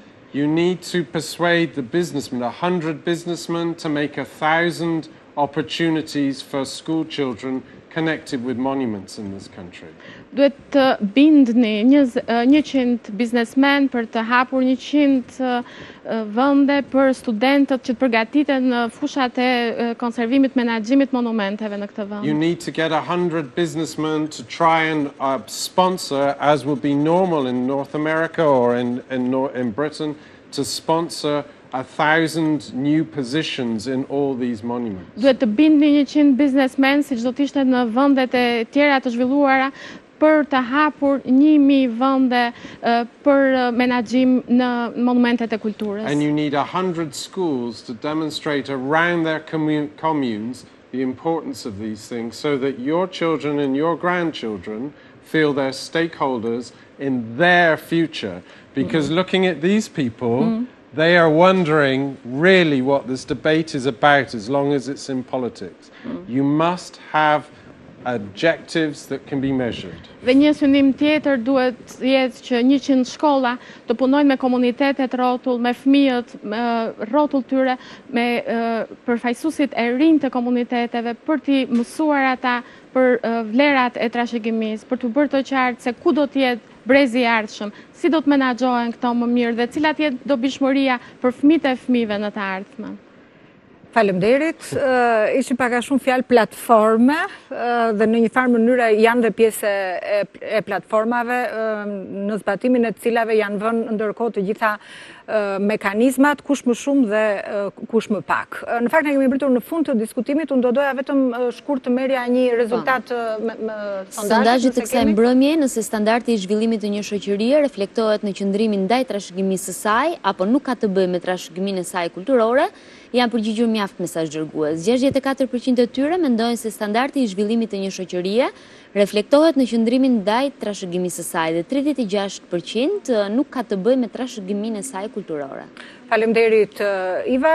Regjia na mbështet në këtë moment grafikisht me rezultatin. Standardi i zhvillimit të një shoqërie sipas 64% të personave që janë përgjigjur reflektohet në qëndrimin ndaj trashëgimisë saj kulturore dhe për 36 syresh nuk ka të bëjë me trashëgiminë e saj kulturore. Kuptohet që ne si media dhe të gjitha institucionet e tjera, si për shembull shkolla apo institucione me mekanizma të tjerë edukues, kuptohet se duhet ta kenë ose duhet ta shpallin si prioritet të tyrin edhe ndërgjegjësimin e të rinjve, por jo vetëm të rinjve, ndërgjegjësimin e mbashkëqërisë për rëndësinë e trashëgimisë kulturore, për të sotmen, për të ardhmen dhe në fundit dhe për një element shumë të rëndësishëm të kontaktit ton me botën, në drejtim të forcimit të krenarisë ton kombëtare. E ardhmja jonë është e projektuar në drejtim të Bashkisë Europiane, që në fund të fundit është jo vetëm bashkim politik, por është dhe një bashkim vlerash, ku bën pjesë natyrisht dhe këto vlerat të cilave ju referuam sot. Nëse